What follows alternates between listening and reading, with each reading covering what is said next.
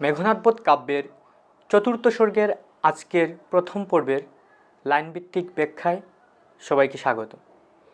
মেঘনাদ বধ কাব্যের আগের 3টি সর্গের আলোচনার ভিডিও আমরা করেছি এবং সেই ভিডিওগুলোর লিংক এই ভিডিওর ডেসক্রিপশন বক্সে দেওয়া আছে, সেখান থেকে আপনারা দেখে নিতে পারেন।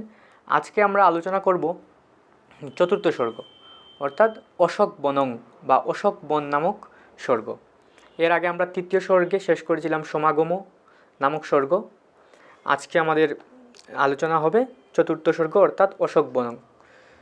শুরু করছি আমরা চতুর্থ সর্গ। নমিয়ামি কবিগুরু তব পদাম্বুজে বাল্মীকি, হে ভারতের শিরচূড়ামণি তব অনুগামী দাস। রাজেন্দ্র সঙ্গমে দিনযথা যায় দূর তীর্থ দর্শনে, তব পদচিহ্ন ধ্যান করি দিবানিশি। বসিয়াছে কত যাত্রী যশের মন্দিরে, দমনিয়া ভবদম দুরন্ত সমনে অমর। অর্থাৎ এই চতুর্থ সর্গের শুরুতে নমি আমি কবিগুরু তব পদাম্বুজে বাল্মীকি, অর্থাৎ মাইকেল মধুসূদন দত্ত বলছেন তব পদাম্বুজে বাল্মীকি। পদাম্বুজ অর্থাৎ পদ্মরূপ পা বা চরণ, পদ অর্থাৎ চরণ বা পা, সেখানে আমি নমস্কার করছি, অর্থাৎ তোমার পাদপদ্মে আমি নমস্কার করছি, প্রণাম করছি কবিগুরু বাল্মীকি। অর্থাৎ এই সর্গের শুরুতেই আমরা দেখতে পাচ্ছি একটি বন্দনা করছেন কাকে? বাল্মীকিকে। কারণ এই বাল্মীকি হচ্ছে ভারতের শিরচূড়ামণি তব অনুগামী দাস। আমরা জানি বাল্মীকি আদিকবি। আমরা আগের সর্গে প্রথম সর্গে আমরা আলোচনা করেছি এখানে যে বাল্মীকি প্রথম যে কবিতা একটি বেদ পাখিকে তীর ছুঁড়েছিল এবং সেই দৃশ্য দেখেই বাল্মীকি প্রথম শ্লোক উচ্চারণ করেছিলেন। সেই জায়গা থেকেই কবিতার সৃষ্টি হয়। তো এই জন্য তিনি বলছেন ভারতের শিরচূড়ামণি তব অনুগামী দাস, রাজেন্দ্র সঙ্গমে দিন যথা যায়। রাজেন্দ্র অর্থাৎ রাজেন্দ্র সঙ্গমে অর্থাৎ রাজার সাথে করে, দিন যথা যায় দূর তীর্থ দর্শনে। মানে আগে রাজারা যখন তীর্থ দর্শনে যেত তখন রাজাদের যে রাজসভা কিংবা তাদের যে পরিষদ, তাদের যে সভাসজ্জারা দেখা যেত, তারা রাজার সঙ্গে করে তীর্থ দর্শনে যেতেন। এখন যেরকম করে রাষ্ট্রীয় সফরে যায় অনেক, একজন মন্ত্রী প্রধানমন্ত্রীর সাথে দেখা যায় অনেক মানুষ আশেপাশের যারা, তারা প্রধানমন্ত্রীর সঙ্গে করে বিভিন্ন দেশে সফর করতে যায়। তো একই রকমভাবে দেখা যেত রাজার সাথে, রাজার যারা সভাসদ, রাজার আশেপাশের, তারা রাজার সাথে করে তীর্থ দর্শনে যেতেন। তব পদচ্ছিন্ন ধ্যান করি কবি দিবানিশি, বসিয়াছে কত যাত্রী যশের মন্দিরে। ঠিক একই রকমভাবে তোমার পদচিহ্ন ধ্যান করে, অর্থাৎ তোমার যে রামায়ণ, তোমার যে রামায়ণ গ্রন্থ, সেই গ্রন্থকে কেন্দ্র করে, সেই গ্রন্থ থেকে উপাখ্যান নিয়ে, সেই গ্রন্থ থেকে গল্প নিয়ে কত কবি আরও বিখ্যাত হওয়ার জন্য এই গ্রন্থ থেকে নিয়ে আরও বিভিন্ন ধরনের সাহিত্যকর্ম সৃষ্টি করেছে। তাহলে মূলত তোমার এই যে চিহ্ন, তোমার পদচিহ্ন, এই জন্য বলা হচ্ছে যে তোমার রামায়ণ থেকে গল্প নিয়ে আরও অনেকে অনেক সাহিত্যকর্ম সৃষ্টি করে বিখ্যাত হয়ে গেছে, তারা যশের মন্দিরে পৌঁছে গেছে, তারা যশ লাভ করেছে। দমনিয়া ববদম দুরন্ত সমনে অমর। দমনিয়া অর্থাৎ দমন করে ববদম, এই যে পৃথিবীকে জয় করে যে তারা, দুরন্ত সমনে অমর, সমন অর্থাৎ যম, এই দুরন্ত যমকেও তারা কী করেছে? পরাভূত করে পৃথিবীতে কি ভব অর্থাৎ পৃথিবীতে অমর হয়ে গেছে। তাহলে আমিও কি করতে চাই? একই রকমভাবে আমিও তোমার সেই রামায়ণকে কেন্দ্র করেই মহাকাব্য রচনা করছি এবং আমিও সেই রকম যশ লাভ করতে চাই। শ্রী বরত্রিহরি সুরি ভবভূতি শ্রীকণ্ঠ, ভারতে খ্যাত বরপুত্র যিনি ভারতীর কালিদাস সুমধুরবাসী, মুরারি মুরলী ধ্বনিস্বদিশ মুরারি মনোহর, কীর্তিবাস কবি এ বঙ্গের অলঙ্কার। অর্থাৎ এই জায়গায় এসে এখন তিনি সেই সব কবিদের, সাহিত্যিকদের নাম নিচ্ছেন প্রাচীন ভারতের। তারা যেমন শ্রী বরত্রিহরি, তিনি একজন কবি বিখ্যাত প্রাচীন ভারতের। সুরি অর্থাৎ পণ্ডিত, ভবভূতি শ্রীকণ্ঠ, এই ভবভূতি শ্রীকণ্ঠ একজন কবি ও নাট্যকার। তিনিও রামায়ণকে কেন্দ্র করে উত্তর রামচরিত রচনা করেছেন এবং তিনি বিখ্যাত হয়েছেন। তারপর ভারতক্ষেত্র বরপুত্র হচ্ছেন ভারতীয় অর্থাৎ সরস্বতীর বরপুত্র কালিদাস। আমরা জানি কালিদাস একজন বিখ্যাত কবি। সুমধুর বাসী, মুরারি মুরলী ধ্বনি, মুরারি শব্দের অর্থ কৃষ্ণ, যে মুরারি মুরলী, মুরলী অর্থাৎ বাসী, কৃষ্ণের বাসীর ধ্বনি সদৃশ মুরারি মনোহর। মুরারি একজন কবি, সেই মুরারি নামক কবি মুরারি অর্থাৎ শ্রীকৃষ্ণের বাসীর মতো সুমধুর রচনা করেছেন এবং তিনিও বিখ্যাত হয়েছেন। এ বঙ্গের অলঙ্কার কীর্তিবাস, কীর্তিবাস কবি। কীর্তিবাস, কীর্তিবাস মানে যশস্বী, আর কীর্তিবাস হচ্ছে তার নাম। কীর্তিবাস, কীর্তিবাস কবি এ বঙ্গের অলঙ্কার। এরা প্রত্যেকেই এক একজন খ্যাতনামা কবি সাহিত্যিক। তাহলে তিনি নমস্কার করছেন বাল্মীকিকে এবং বাল্মীকির পরবর্তী যে আরও যারা সংস্কৃত সাহিত্যের, তারপর বাংলার কীর্তিবাস কবি, প্রত্যেককেই তিনি স্মরণ করছেন মাইকেল মধুসূদন দত্ত। হে পিত অর্থাৎ বাল্মীকি বলছেন, কেমনে কবিতা রসের স্বরে রাজহংস কুলে মিলি করি খেলিয়ামি না শিকালে তুমি। তিনি বলছেন যে কবিতা স্বরে, স্বরের তো এখানে সরোবরে, এই যে কবিতা রসের সরোবরে রাজহংসকুল, রাজহংসকুল কারা? এই যে ভবভূতি, শ্রীকণ্ঠ, কীর্তিবাস, তারপর কালিদাস, ভর্তৃহরি, তারা হচ্ছেন কবিতা রসের সরোবরের রাজহংস। তাদের সাথে আমি খেলা করতে চাই, তাদের মধ্যে আমি থাকতে চাই, কিন্তু তুমি যদি দয়া না করো, তুমি যদি শিখিয়ে না দাও, তাহলে আমি কী হবে? সেই সরোবরের মধ্যে স্থান পাব। গাথিব নূতন মালা তুলি সযতনে তব কাব্যোদ্যানে ফুল ইচ্ছা সাজাইতে বিবিধ ভূষণে ভাষা, কিন্তু কোথা পাব দিন আমি রত্নরাজি তুমি নাহি দিলে রত্নাকর কৃপা প্রভু কর অকিঞ্চনে। তাহলে তিনি বলছেন আমি নতুন মালা গাঁথতে চাই, সযতনে তব কাব্যোদ্যানে ফুল, তোমার কাব্য উদ্যান কোনটা? রামায়ণ। তব কাব্যোদ্যানের ফুল, তোমার সেই কাব্যরূপ উদ্যান রামায়ণ থেকে আমি ফুল তুলে নতুন মালা অর্থাৎ সেই মেঘনাদবধ কাব্য রচনা করতে চাই, কিন্তু কোথা পাবো? আমি কোথায় পাবো দিন? আমি দরিদ্র, রত্নরাজি, সেই রত্ন আমি কোথায় পাবো তুমি না দিলে, তোমার কৃপা না থাকলে, রামায়ণ থেকে না নিয়ে গেলে আমি গল্প। রত্নাকর কৃপা প্রভু করো অকিঞ্চন, অকিঞ্চন অর্থাৎ দরিদ্র, দরিদ্রকে তুমি কৃপা করো। বাল্মীকির নাম রত্নাকর, বাল্মীকি রত্নাকর, এটা আমরা আলোচনা করেছি আগে। এই কাব্যে এই জিনিসটা হচ্ছে অনেক শব্দ বিভিন্ন সময় বিভিন্ন জায়গায় আসছে, একই শব্দ, কিন্তু এটার পেছনের যে পৌরাণিক ব্যাখ্যা, পৌরাণিক কাহিনী একই। এই কারণে দেখা গেছে আমরা অনেক শব্দের ব্যাখ্যাই আগের পর্বগুলোতে করেছি, এই শব্দগুলো আবার একই জায়গায় আসছে, তো বারবার ব্যাখ্যা করলে এটা বেশ বড় হয়ে যাবে। তো এই ব্যাখ্যাগুলো আমরা আগের ভিডিওগুলো যারা দেখেছেন তারা নিশ্চয়ই এগুলো পেয়েছেন। তাহলে রত্নাকর, এখানে আবার রত্নাকরের দুটো অর্থ, দ্বিতীয় অর্থে ব্যবহার করা হয়েছে। রত্নাকর বলতে রত্নের আকর, রত্নের খনি, আবার রত্নাকর বাল্মীকির নাম। তাহলে বলা হচ্ছে সেই রত্নাকরকে আমি কোথা পাবো? রত্নরাজি তুমি নাহি দিলে রত্নাকর, রত্নের সিন্ধু তুমি, তুমি রত্নাকর, তুমি কৃপা করো দয়া করে অকিঞ্চনকে অর্থাৎ দরিদ্রকে।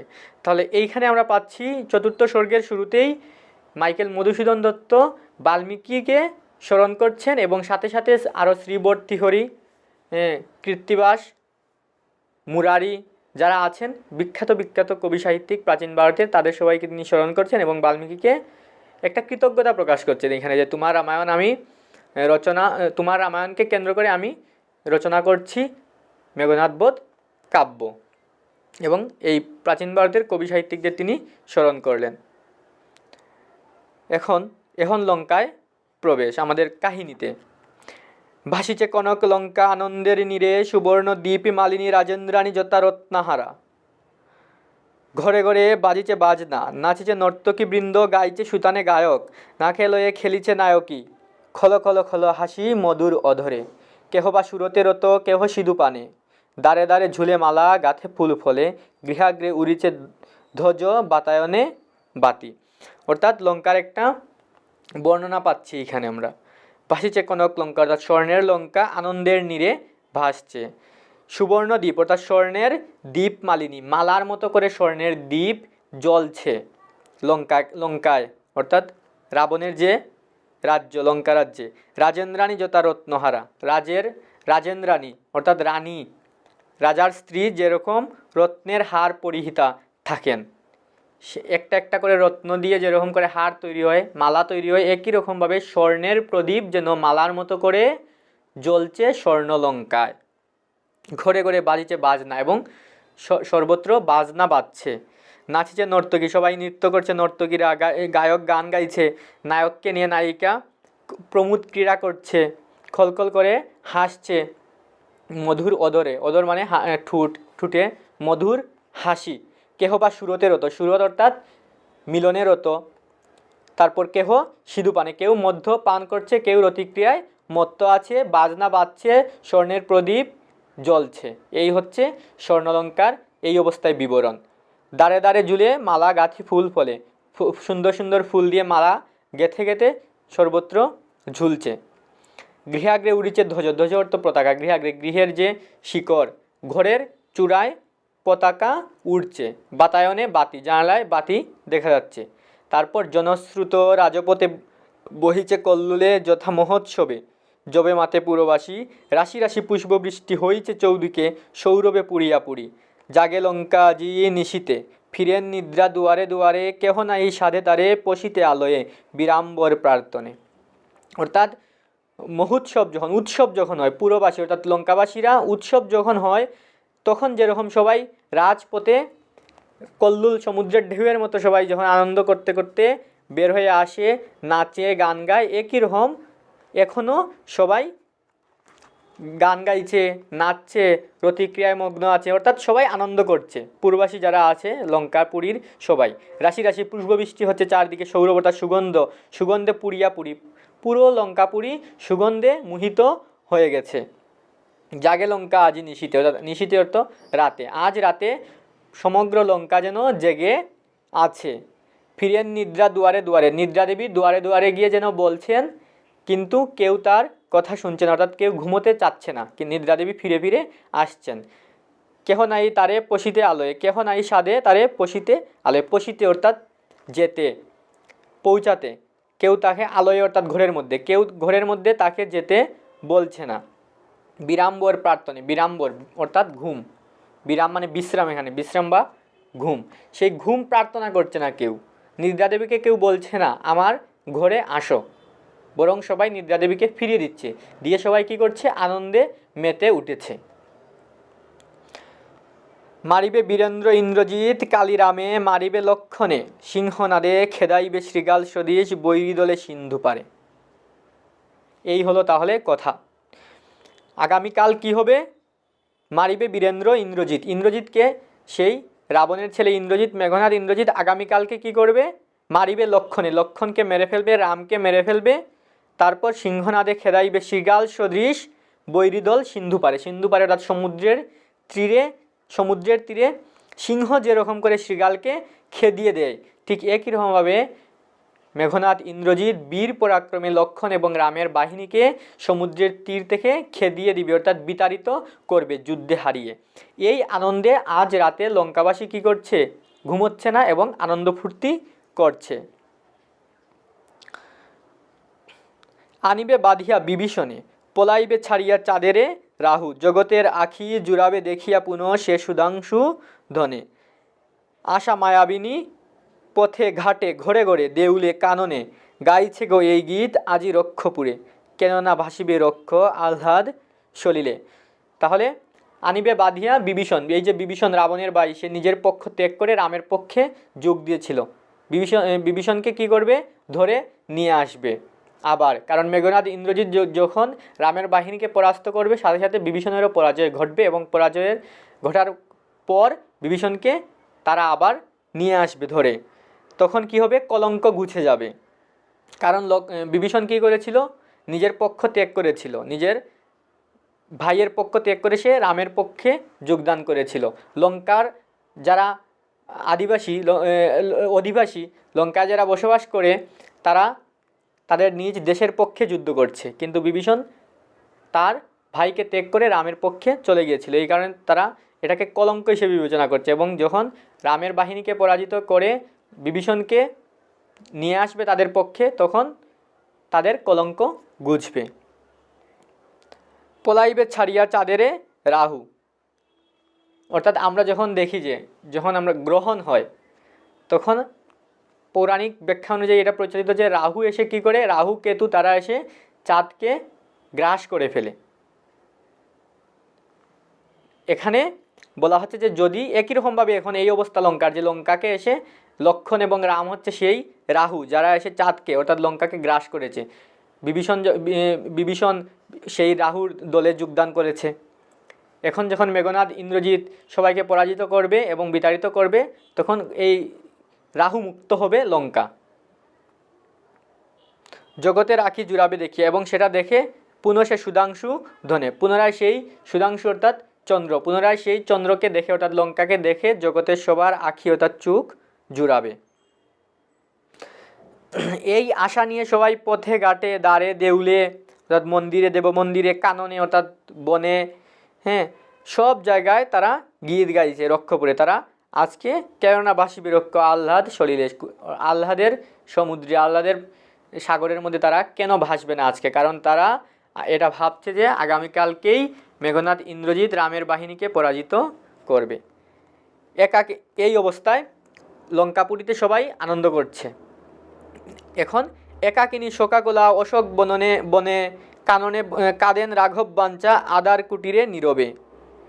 এই রকম অবস্থায় অশোক বনের মধ্যে একাকিনী বসে আছেন কে? শোকাকোলা অর্থাৎ দুঃখিত হয়ে বসে আছেন সীতা। রাঘব বাঞ্চা, রাঘব শব্দের অর্থ রাম, রামই রাঘব, রাঘব বাঞ্চা, রাঘবের বাঞ্চাকে সীতা। সেই সীতা একা একা বসে আছেন অশোক কাননে অর্থাৎ অশোক বনে আদার কুটিরে নীরবে, অন্ধকার ঘরের মধ্যে, কুটিরের মধ্যে তিনি একা একা নীরবে নিশ্চুপ হয়ে বসে আছেন। দুরন্ত চেরি সতীরে ছাড়িয়া ফেরে দূরে মত্ত সবে উৎসব কৌতুকে হীনপ্রাণা হরিণীরে রাখিয়া বাঘিনী নির্ভয় হৃদয়ে যতা ফেরে দূর বনে। এইরকম অবস্থায় বসা আছেন এবং চেরি অর্থাৎ সেই রাক্ষস বাহিনী যারা সীতাকে পাহারা দিয়ে আছে, তারা কি করেছে? সীতারে রেখে তারা সেই উৎসবে, আনন্দ উৎসবে যোগদান করতে গেছে। অর্থাৎ সীতা এখন সম্পূর্ণ একাকী এখানে বসে আছেন।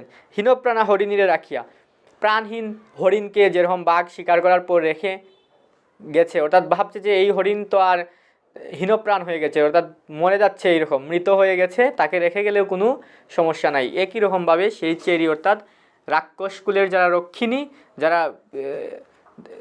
পাহারা দিয়ে রাখছে সীতাকে, তারা সীতাকে একটু রেখে সেই আনন্দ উৎসবে যোগদান করতে গেছে। তাহলে এখানে দেখেন অশোক কাননে সীতা বসে আছেন। এই স্বর্গের নামকরণটা, এই স্বর্গের নাম অশোক বনং, অর্থাৎ অশোক বনে সীতা বসে আছেন। এবং সেই অশোক বনে সীতার বসে থাকাকে কেন্দ্র করে, এবং এখানে সরমা আসবেন, এবং এইটাকে কেন্দ্র করে যেহেতু এই স্বর্গ রচিত, তাই এই স্বর্গের নাম অশোক বনং বা অশোক বন স্বর্গ। তো এখানে সীতা একা একা বসে আছেন। মলিন বদনা দেবী হায় রে যেমতি খনির তিমির গর্বে না পারে পশিতে সৌরকর রাশি যথা সূর্যকান্ত মণি কিংবা বিম্বাদরা রমা অম্বুরাশি তলে। তো এইটাকে মাইকেল মধুসূদন দত্ত তুলনা করছেন। মলিন বদনা দেবী বসে আছেন কেমন করে? খনির তিমির গর্ভে সূর্যকান্ত মণি যেরকম, সূর্যকান্ত মণি না পারে পশিতে সৌরকর রাশি যথা, অর্থাৎ সূর্যকান্ত মণি হচ্ছে সূর্যের রাশি, ওই যে সৌরকর রাশি, সূর্যের যে কররাশি, সূর্যের উজ্জ্বলতা, সূর্যের আলো যখন পৌঁছায় সেই সূর্যকান্ত মণিতে গিয়ে যখন লাগে তখন সেটা জ্বলজ্বল করে, তখন তার উজ্জ্বলতা প্রকাশ পায়। কিন্তু সেই সূর্যকান্ত মণি যখন খনির গভীরে থাকে, অর্থাৎ তিমির অর্থাৎ অন্ধকার খনির ভিতরে থাকে, তখন খনির ভিতরে সূর্যের আলো পৌঁছাতে পারে না, যার কারণে সেটা কি উজ্জ্বলতা প্রকাশ করতে পারে না, অনুজ্জ্বল হয়ে পড়ে। ঠিক একই রকমভাবে সীতা দেবী অন্ধকার কুটিরের মধ্যে বসে আছেন। কিংবা বিম্বাদরা রমা অম্বুরাশি তলে, বিম্বাদরা, বিম্বা হচ্ছে একটা কুদ্রি বা তেলকুচা গাছের এই যে ফল, এটা মুখে দিলে ঠোঁট মুখ সব লাল হয়ে যায়, যে বিম্বাদরা রমা, এটা সৌন্দর্য প্রকাশের জন্য এটা বলা হয়। যে রমা হচ্ছেন লক্ষ্মী, লক্ষ্মীকে বলা হচ্ছে বিম্বাধরা, অর্থাৎ সেই কুদ্রি ফল খাওয়ার পর মুখের যেরকম লাল হয়, টকটকে লাল হয় ঠোঁট, অনেক সুন্দর লাগে দেখতে। একই রকমভাবে বলা আছে যে এই সৌন্দর্য লক্ষ্মী যখন অম্বুরাশি তলে, অর্থাৎ সমুদ্রে যখন ছিলেন, আমরা এটা আগে পড়েছি, লক্ষ্মী সমুদ্রের তলে ছিলেন, সমুদ্রের নিচে ছিলেন, তখন তিনি বেশ দুঃখিত ছিলেন, একাকী ছিলেন, সঙ্গীহীন ছিলেন সমুদ্রের নিচে, এটা আমরা আগে স্বর্গগুলোতে পড়েছি। তো এই যে সমুদ্রের নিচের লক্ষ্মীর যে অবস্থা ছিল, দুঃখ, তারপর সূর্যকান্ত মণি যেরকম যদি খনির ভিতরে থাকে, তার সূর্যের আলোহীন থাকার কারণে সে তার উজ্জ্বলতা প্রকাশ করতে পারে না, অর্থাৎ সব কিছু বিষাদময়, অনুজ্জ্বল। এই অবস্থার সাথে এইখানে যে অশোক বনে সীতা দেবী বসে আছেন, সীতা দেবীকে এইটার সাথে তুলনা করা হচ্ছে। শনিচে পবন দূরে রহিয়া রহিয়া উচ্ছ্বাসে বিলাপী যথা লরিচে বিষাদে মরমরিয়া পাতাকুল, বসেছে অরবে শাকে পাখি, রাশি রাশি কুসুম পড়েছে তরুমূলে যেন তরু, তাপি মনস্তাপে ফেলিয়াছে খুলি সাজ, দূরে প্রবাহিনী উচ্চ বিচি রবে, কাঁদি চলিছে সাগরে, কহিতে বারিশে যেন এ দুঃখ কাহিনী। না পোষে সুধাংশু অংশু সেঘুর বিপিনে, ফুটে কি কমল কভু সমল সলিলে, তবুও উজ্জ্বল বন ও অপূর্ব রূপে। অর্থাৎ উচ্ছ্বাসে বিলাপী যথা এরকম বিলাপ করছে। শনিচে পবন, পবন শব্দের অর্থ বাতাস, শব্দ করে প্রবাহিত হচ্ছে, বাতাস শব্দ করে প্রবাহিত হচ্ছে। তারপর মর্মর পাতাকুল, পাতা পড়ছে বিষাদে, গাছের মধ্যে বিষাদে পাতা নড়ছে পড়ছে। অরবে পাখি, অরব অর্থাৎ শব্দহীন, শব্দ না করে রব না করে পাখি শাকে বসে আছে। রাশি রাশি কুসুম অর্থাৎ ফুল পড়ছে তরুমূলে যেন তরু, তাপি মনস্তাপে ফেলিয়াছে কুলি সাজ, অর্থাৎ তাপি মনস্তাপে মনের দুঃখে যেন সে এই ফুলগুলো খুলে ফেলে দিয়েছে। দূরে প্রবাহিনী অর্থাৎ নদী, উচ্চ বিচিরবে কাদি চলিছে সাগরে। নদী যেমন উচ্চ বিচিরবে অর্থাৎ ঢেউয়ের শব্দে, উচ্চ ঢেউয়ের শব্দ যেন ছুটে চলছে সাগরের দিকে। কেন চলছে? সে যেন কান্না করে চলছে। গিয়ে কি করবে সে? কহিতে বারিশে অর্থাৎ সমুদ্রকে, সমুদ্রকে গিয়ে বলবে এ দুঃখ কাহিনী। অর্থাৎ নদী প্রবাহিনী অর্থাৎ নদী উচ্চ শব্দে কান্নাকাটি করতে করতে সে চলে যাচ্ছে সমুদ্রের কাছে, বারিশের কাছে।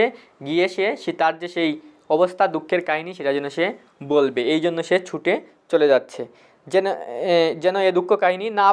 না পোষে সুধাংশু অংশু সেগুর বিপিনে, সেই বনের মধ্যে যেন সুধাংশু অর্থাৎ চাঁদের আলো পৌঁছে না। ফুটে কি কমল কবু সমল সলিলে, কমল শব্দ অর্থাৎ পদ্ম, পদ্ম কি কখনো সমল অর্থাৎ ময়লাযুক্ত সলিলে অর্থাৎ সাগরের মধ্যে, সলিলে অর্থাৎ পানির মধ্যে, এখানে সরোবরের মধ্যে।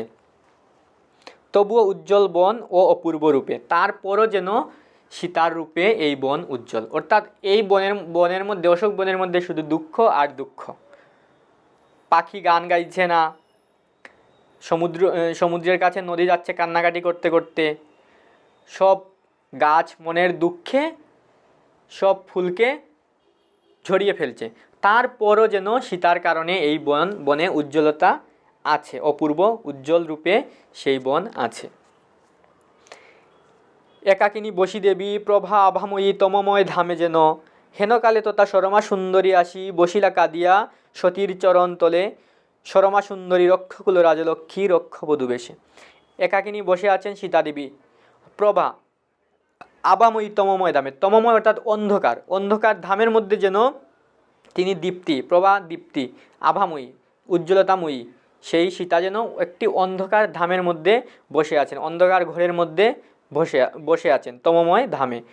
হেনকালে অর্থাৎ সেই সময় কার আগমন ঘটল? সরমা সুন্দরী। এই সরমা হচ্ছেন বিভীষণের স্ত্রী, অর্থাৎ রাবণের ভাই বিভীষণ, যে নিজের ভাইয়ের পক্ষ ত্যাগ করে রামের পক্ষে যোগদান করেছে, সেই বিভীষণের স্ত্রী সরমা সুন্দরী এসে বসলেন সীতার পাশে।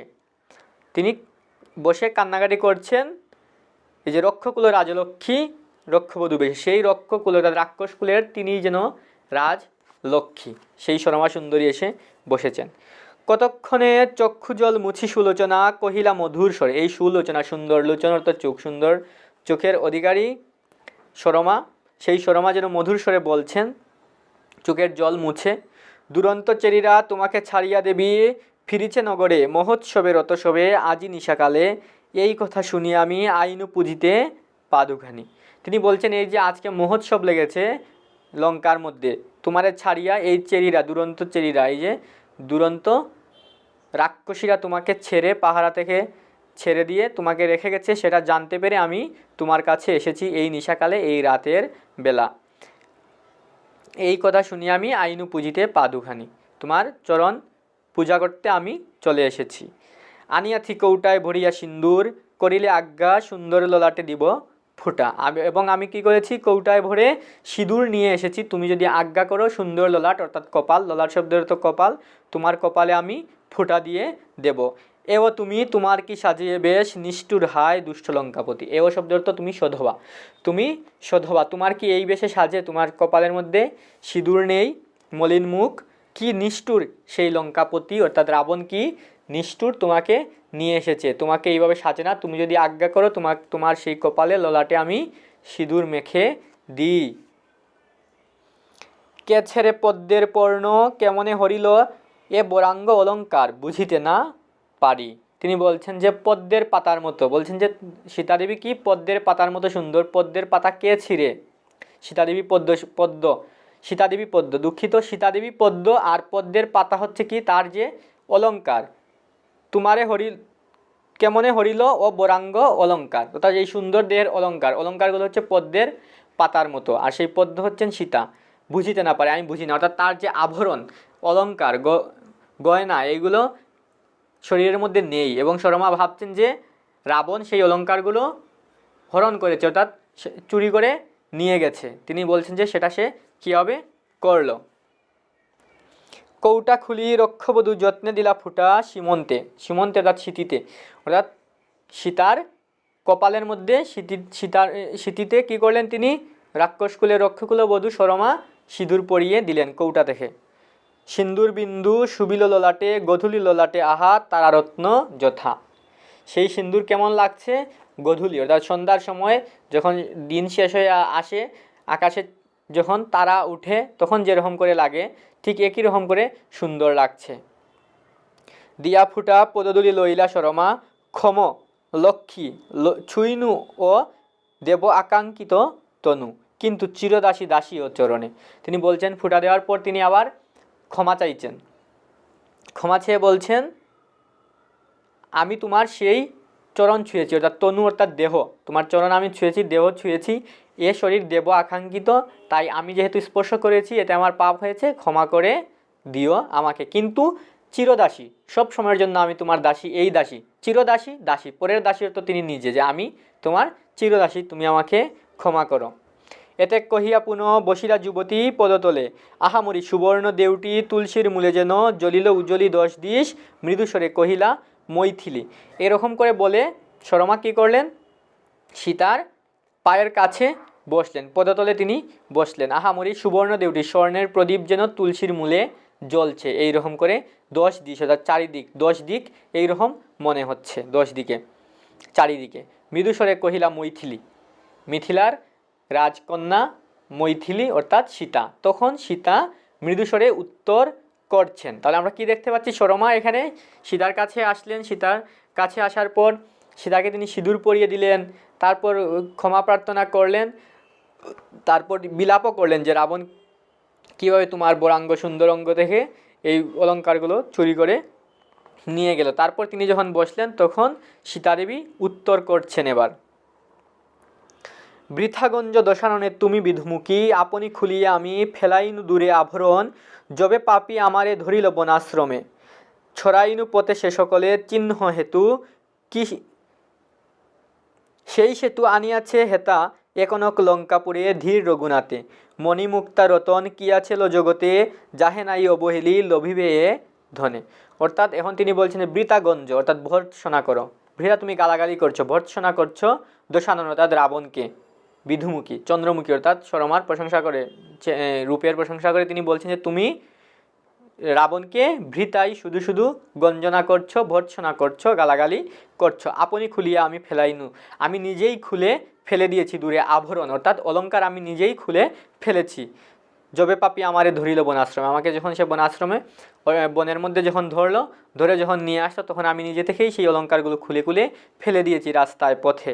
ছড়াইনু পথে সে সকলের চিহ্ন হেতু, কেন? চিহ্নের জন্য, যেন সেই অলঙ্কারের চিহ্ন ধরে ধরে রাম আমাকে খুঁজতে পারেন, সেই হেতু আনিয়াছে হেতা একনক লঙ্কাপুরে ধীর রঘুনাথ, রঘুনাথ অর্থাৎ রঘুবংশের নাথ রাম, রামকে সেই চিহ্ন ধরে ধরেই নিয়ে এসেছে লঙ্কায়।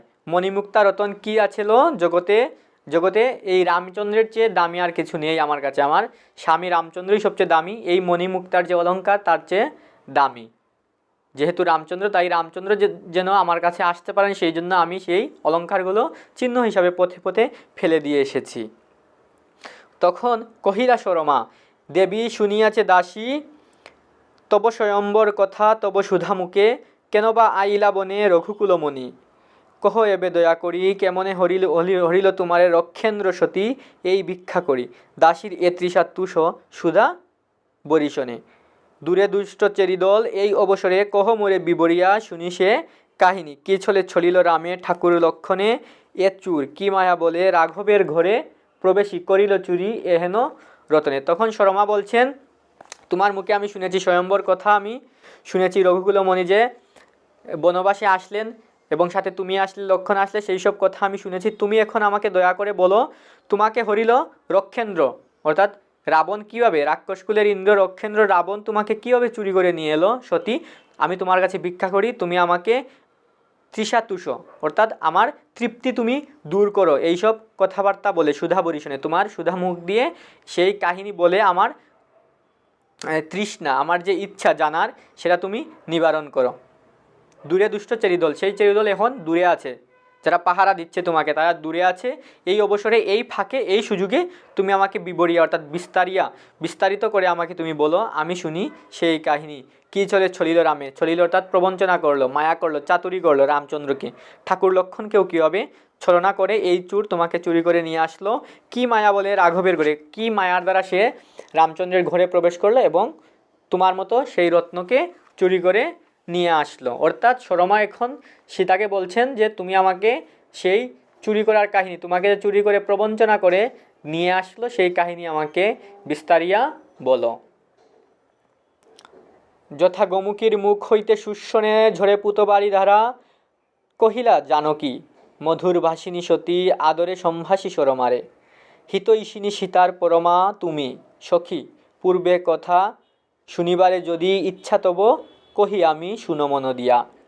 যথা গোমুখীর মুখ হইতে শুষ্যনে ঝরে অর্থাৎ গঙ্গোত্রীর যে জায়গা থেকে গঙ্গার উৎস, সেই জায়গা থেকে যেমন করে বাড়ি ধারা অর্থাৎ পানির ধারা স্রোত যেরকম করে পড়ে, মধুর শব্দে যেরকম নদী প্রবাহিত হয়ে যায় শুষ্যনে অর্থাৎ মধুর শব্দে, পুত অর্থাৎ পবিত্র বাড়ি দ্বারা যেরকম করে পানির স্রোত যেরকম করে যায়, ঠিক সেই রকম করে জানকী মধুর স্বরে উত্তর করছেন। জানকী জনক রাজার কন্যা জানকী সীতা উত্তর করছেন মধুর বাসিনী সতী আদরে সম্ভাসী সরমারে, সরমাকে মধুর বাসিনী সম্ভাষণ করে আদর করে বলছেন, তুমি সীতার হিতৈষিনী, তুমি আমার মঙ্গল কামনা করো, তোমার যদি ইচ্ছা শুনিবার, তুমি যদি শুনতে ইচ্ছে করো তাহলে আমি তোমাকে বলছি, তুমি মনোযোগ দিয়ে শুনো।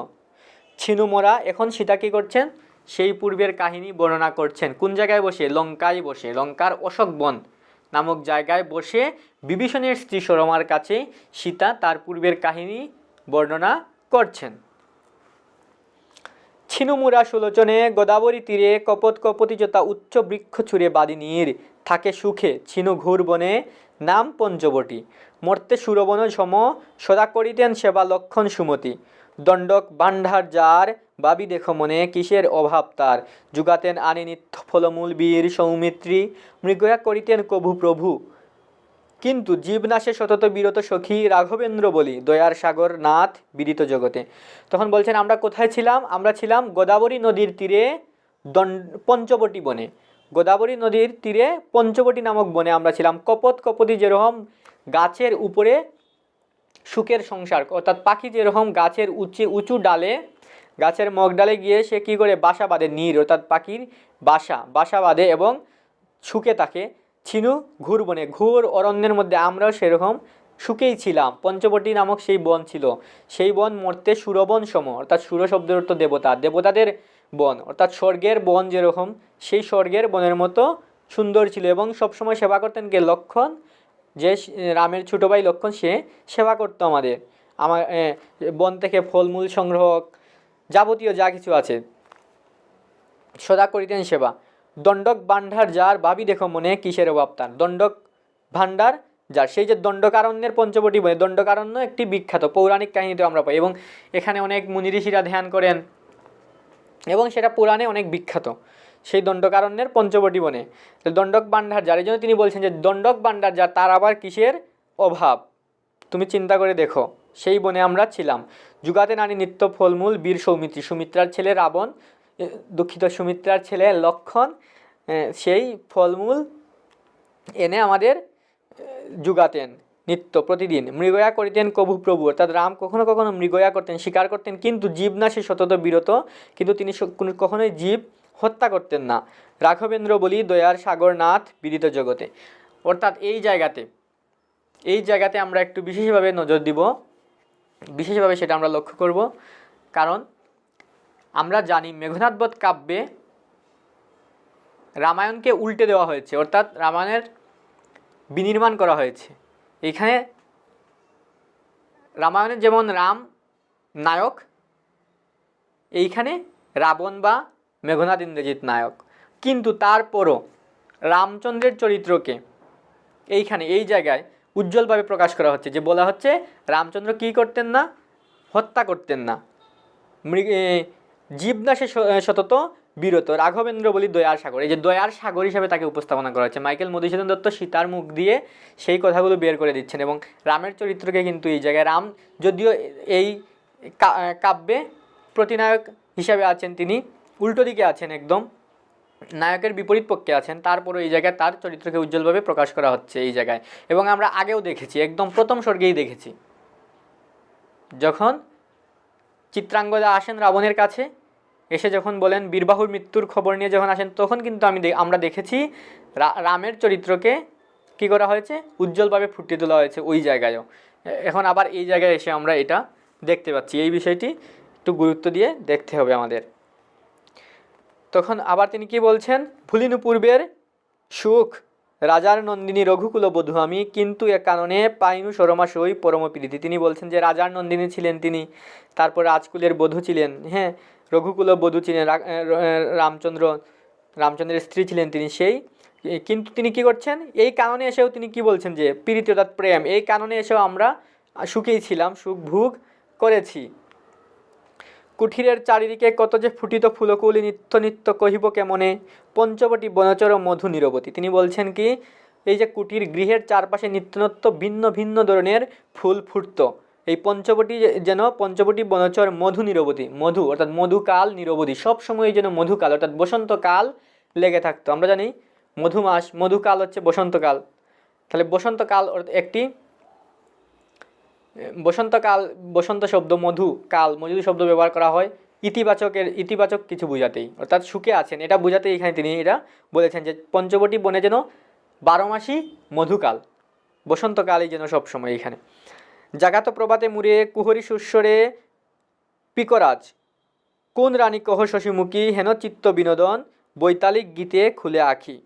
তিনি বলছেন যে আমাকে প্রভাতে যখন ঘুমে থাকতাম, প্রভাত বেলা আমাকে কুহরি সুস্বরে, কুহরি শব্দতে শব্দ করে ডেকে, সুস্বরে মধুর স্বরে শব্দ করে পিকরাজ অর্থাৎ কুকিল প্রভাত বেলা মধুর শব্দে ডেকে আমার ঘুম ভাঙাতো। কোন রানী আছে পৃথিবীতে এইরকম শশীমুখী বিধুমুখী, তুমি আমাকে বলো যে। চিত্ত বিনোদন বৈতালিক গীত অর্থাৎ স্তুতি পাঠমূলক গীত, বৈতালিক গীত, এই যে স্তুতি পাঠমূলক গীত দিয়ে পাখিরা আমার ঘুম ভাঙাতো, ঘুম থেকে জাগাতো। পৃথিবীতে এইরকম কোন রানী আর আছে যার এত সুন্দর, এত আনন্দের মধ্য দিয়ে প্রভাতের ঘুম ভাঙতো, দিনের শুরু হতো। কে এইরকম সুখকর পরিবেশে আঁখি খুলতে পারে, কোনো রানী আর কারো ভাগ্যে এরকম নেই, আমার ভাগ্যে এরকম ছিল। শিখি সহ শিখিনি সুখিনী নাচিত দুয়ারে মোর, নর্তক নর্তকী এ দুহার সমরামা আছে কি জগতে। অর্থাৎ শিখি ময়ূরী কী করতো, ময়ূরী একসাথে কী করতো, আমার দুয়ারে নাচতো। তাদের মতো নর্তক নর্তকীকে আর এই পৃথিবীতে আছে, অর্থাৎ আমার ঘুম ভাঙতো পাখির শব্দে, ময়ূরীর নৃত্য দেখে। অতিথি আসিত নিত্য করবী মৃগশিশু, বিহঙ্গম স্বর্ণ অঙ্গ, কেহ শুভ্র কেহ কালো, কেহ বা চিত্রিত যথা বাসবের ধনু ঘন বারশিরে, অহিংসক জীবযত সেবিতাম সবে মহাদরে, পালিতাম পরম যতনে মরুভূমে শ্রুতস্বতী, ত্রিশাতুরে যথা আপনি সুজলাবতী বাড়ির প্রসাদে। তিনি বলছেন যে অতিথি আসতো কারা, করব অর্থাৎ হস্তি শিশু, হাতির শিশু, করবীরা আসতো, মৃগ শিশু আসতো, তারপর বিহঙ্গম অর্থাৎ বিভিন্ন পাখি আসতো, স্বর্ণাঙ্গ কারো শুভ্র সাদা, কারো কালো, কারো বিভিন্ন রঙের চিত্রিত, বাসব অর্থাৎ ইন্দ্রের ধনু যেরকম করে, তার যেরকম করে মেঘের মতো করে সেই রকম ভিন্ন ভিন্ন রঙের বিভিন্ন ধরনের জীব আমাদের গৃহের মধ্যে আসতো, এবং আমি তাদের কি করতাম, তাদের সেবা করতাম। হ্যাঁ, মেঘের মাথায় যেরকম বাসবের ধনু অর্থাৎ মেঘের মধ্যে যেরকম রংধনুর মতো বাসবের যে ধনু ভিন্ন ভিন্ন রঙের চিত্রিত, সেই ভিন্ন ভিন্ন রঙের পশু পাখি করবী এগুলো আসতো, এবং সেগুলোর ছিল কি অহিংসক জীব যত আসতো, তাদেরকে আমি সেবা করতাম মহাদরে, পরম যতনে পরম আদরে আমি সেবা করতাম, তাদের পালন করতাম, যত্ন করতাম। মরুভূমির মধ্যে স্রোতস্বতী তৃষাতুরে যোতা আপনি সুজলবতী বারিদ প্রসাদে। মরুভূমির মধ্যে তৃষাতুরকে যেরকম স্রোতস্বতী প্রবাহিনী নদী যেরকম করে তাদের তৃষ্ণা দূর করে বারিদ প্রসাদে, একই রকমভাবে আমি বনের বিভিন্ন ফল বারিদ অর্থাৎ বৃষ্টি মেঘের দয়ায় যেরকম করে স্রোতস্বতী অর্থাৎ নদী যেরকম করে তৃষ্ণা দূর করে তৃষ্ণার্তের, একই রকমভাবে আমি কি করতাম, সেই সুজলবতী বনের ফলমূল দিয়ে তাদেরকে সেবা করতাম। ষোড়শী আরশি মর তুলি কুবলয়ে অমূল রতন সম পরিতাম কেশে সাজিতাম ফুল সাজে হাসিতেন প্রভু বনদেবী বলি মরে সম্বাসী কৌতুকে। হায় সখী আর কিলো পাবো প্রাণনাথে আর কি এ পুরা আখি এছাড় জনমে দেখিবে সে পা দুখানি আশার সরসে রাজীব নয়নমণি হে দারুণ বিধি কি পাপে পাপি এ দাসী তোমার সমীপে। তিনি বলছেন ষোড়শী অর্থাৎ সরোবরের মধ্যে আরশি অর্থাৎ আয়না মোর, ষোড়শী আরশি মোর অর্থাৎ এই সরোবর হচ্ছে আমার কাছে আয়না, এবং তুলি কুবলয় অর্থাৎ পদ্ম, সেই সরোবর থেকে পদ্ম তুলে অমূল রতন সম অর্থাৎ আমার কাছে সেটা অমূল্য রত্নের মতো, সেই কুবলয় অর্থাৎ পদ্ম তুলতাম আমি সরোবর থেকে, এবং সেই সরোবর ছিল আমার কাছে আয়নার মতো। পরিতাম কেশে অর্থাৎ চুলের মধ্যে আমি পদ্ম তুলে পড়তাম। তখন এই যে আমি ফুল দিয়ে সাজতাম, প্রভু অর্থাৎ রামচন্দ্র সেটা দেখতেন, দেখে কি করতেন, হাসতেন, এবং হেসে হেসে কী বলতেন, তিনি বলতেন বনদেবী, বলতেন বনদেবী বলে সীতাকে সম্বোধন করতেন। হায় সখী আর কিলো পাবো প্রাণনাথে, আর কি সেই আমার প্রাণনাথ রামচন্দ্রকে আমি ফিরে পাবো, আর কি এ পুরা আখি এছাড় জন্ম, এই পুরা আখি আমার এই চুককে আর কোনোদিন তাকে দেখতে পারবে, তার পা দুখানি দেখতে পারবে। আশা সরসে আশার সরোবরে পদ্ম নয়নমণি, এই আশা নিয়ে তিনি এই আশার সরসে একমাত্র পদ্ম হচ্ছে কি তার রামচন্দ্র, সেই পদ্মকে তিনি কি আর দেখতে পারবেন। হে দারুণ বিধি কি পাপে পাপী এ দাসী তোমার সমীপে, তোমার কাছে এই পাপ দাসী কি পাপ করেছিল যে কি প্রাণনাথ থেকে আমি এখন বিচ্ছিন্ন হয়ে একাকিনী অশোক বনে আছি। অর্থাৎ তিনি বিলাপ করছেন, সরমার কাছে সীতা বিলাপ করছেন। এতে কহিয়া দেবী কাদিলা নীরবে কাদিলা সরমা সতী তিথি অশ্রু নীরে, তিথি অর্থাৎ ভিজিয়ে ফেলে, অশ্রুর তো কি চুক, অশ্রু নীর চোখের পানিতে ভিজিয়ে সব কিছু কাদিলা সরমা সতী। কতক্ষণে চক্ষু জল মুছি রক্ষবধূ সরমা কহিলা সতী সীতার চরণে। এই রক্ষবধূ সরমা কী করলেন, চোখের জল মুছে তারপর বলছেন, শরীরে পূর্বের কথা ব্যথা যদি পাও দেবী থাক তবে কি কাজ সরিয়া হেরি তব অশ্রু বাড়ি ইচ্ছি মরিবারে। তিনি বলছেন যে তুমি যদি পূর্বের কথা স্মরণ করে যদি তোমার কান্না পায়, তুমি যদি দুঃখ পাও, তাহলে আর আমি শুনে কি কাজ করব। তুমি আর পূর্বের কথা স্মরণ করার দরকার নেই, আর বলার দরকার নেই। হেরি তব অশ্রু আখি ইচ্ছি মরিবারে, তোমার অশ্রু আখি চোখের জল দেখে আমার ইচ্ছে হচ্ছে মরে যাওয়ার। তখন উত্তরিলা প্রিয়ম্বদা কাদম্বা যেমতি মধুসরা, প্রিয়ম্বদাকে সীতা তখন উত্তর করতেন সীতা, কাদম্বা অর্থাৎ এক ধরনের হংসী, কলহংসী, এই যে হংসীর ধ্বনি, হাঁসের ধ্বনির মতো সুন্দর মধুর স্বরে, এটা তুলনা করা হচ্ছে এইখানে সীতার কণ্ঠস্বরকে, অনেক সুন্দর কণ্ঠস্বর এইটার সাথে। এ অভাগী হাইল সুভগে যদি না কাঁদিবে তবে কে আর কাঁদিবে এ জগতে, কহি শুনো পূর্বের কাহিনী। তিনি বলছেন এ অভাগী, আমি তো অভাগী সীতা, সুভগে তুমি ভাগ্যবতী সরমা, শুনো আমি যদি না কাঁদি তাহলে কে আর কাঁদবে এই পৃথিবীকে, কারণ আমার মতো অভাগী যদি কান্না না করে তাহলে কাঁদবে আর কে, তুমি পূর্বের কথা শুনো আমি বলছি। বরিশার কালে সখী প্লাবনে পীড়নে কাতর প্রবাহ ডালে তীর অতিক্রমী বাড়ির আসি দুই পাশে, তেমতি যে মন দুঃখিত দুঃখের কথা কহে সে ওপরে, তেই আমি কহি তুমি শুনো গো সরমে কে আছে সীতার আর এ ওর রূপুরে। তিনি বলছেন বরিশার কালে সখী প্লাবন পীড়নে, বরিশার কালে প্লাবন অর্থাৎ বন্যার কারণে কাতর প্রবাহ অর্থাৎ নদী বন্যার কারণে কি হয়ে যায়, কাতর হয়ে যায়, অর্থাৎ নদীতে যখন পানি বেশি হয়ে যায়, প্লাবন পীড়নে, প্লাবন যখন বেশি হয় নদীতে, সেই নদীর পানি যখন প্রবাহিত হচ্ছে কিন্তু সেই নদী সেটা সামাল দিতে পারছে না, নদী থেকে পানি উপচে পড়ছে, তখন কি হয়, বরিশার কালে সখী প্লাবন পীড়নে কাতর প্রবাহ ডালে তীর অতিক্রমী বাড়ির আসি, তখন তীর অতিক্রম করে বাড়ির আসি সেই নদী পানিকে ঢেলে দেয় চারদিকে, দুই পাশে তেমন করে নদীর দুই পাশে তেমন করে পানি পৌঁছে যায় এবং বন্যার পরিস্থিতি সৃষ্টি হয়, অর্থাৎ নদীর পানি উপচে পড়ে প্লাবন পীড়নে। তেমনি যেমন দুঃখিত তেমনি যে মানুষের মনের মধ্যে অনেক বেশি দুঃখের কথা কয়ে সে ওপরে, ঠিক এরকমভাবে অনেক দুঃখ যার মনে আছে সে তার মনের মধ্যে সেই দুঃখের স্রোতকে ধরে রাখতে পারে না। নদী যেরকম করে বর্ষার কালে পানিকে ধরে রাখতে পারে না, একই রকমভাবে দুঃখিত মন তার দুঃখের কথা তার মনের মধ্যে ধরে রাখতে পারে না। তখন সে কি করে, নদী যেরকম করে পানিকে উপচে ফেলে দেয়, ঠিক একই রকমভাবে সেই দুঃখিত মন অপরের কাছে তার দুঃখের কথা বলে এবং এইভাবে সে চায় কি দুঃখকে সরিয়ে রাখতে চায় এবং তার দুঃখ হালকা হয়, নদী যেরকম পানিকে ঠেলে দিয়ে হালকা হয়। তেই আমি কহি তুমি শুনো গো সরমেরা সরমা, তুমি এই কারণে আমি তোমাকে বলছি তুমি আমার কথা শুনো। কে আছে সীতার আর এ অরুপুরী, অর্থাৎ এই শত্রুর পুরীর মধ্যে, রাক্ষসপুরীর মধ্যে, অরু হচ্ছে সেই রাক্ষসপুরীর মধ্যে, সেই লঙ্কার মধ্যে, এইখানে অশোক বনের মধ্যে সীতার আপন বলতে কেউ নেই, তুমি আছো, তাই তোমার কাছে আমি আমার মনের দুঃখ বর্ণনা করছি, তুমি আমার দুঃখের কথা শুনো। তাহলে আজকে আমরা এতটুকু পর্যন্ত পড়লাম, ব্যাখ্যা করলাম, অর্থাৎ 174 লাইন পর্যন্ত আমরা আজকে ব্যাখ্যা করলাম। অশোক বনে সীতাদেবী বসে আছেন, সেখানে যেহেতু পুরো লঙ্কাবাসী আনন্দে মত্ত, ঠিক এই কারণে সীতাকে যারা পাহারা দিয়ে রাখছেন, যে নারী সৈন্যরা, তারা কি করেছে, সীতাকে রেখে আনন্দ উৎসবে চলে গেছে। এই ফাঁকে সরমা আসলেন। সরমা হচ্ছেন বিভীষণের স্ত্রী। এসে তিনি সীতাকে সিঁদুর পরিয়ে দিলেন, সীতার কাছে তার দুঃখের কাহিনী জানতে চাইলেন এবং প্রত্যুত্তরে সীতাও তাকে কি করছেন, তার কাহিনী জানাচ্ছেন এবং সাথে সাথে বিলাপ করছেন। এই অবস্থায় এসে 174তম লাইনে এসে আজকে আমরা আমাদের আজকের মতো করে শেষ করলাম। আগামী দিন আমরা এই চতুর্থ সর্গের পরবর্তী অংশটুকু আমরা আলোচনা করব।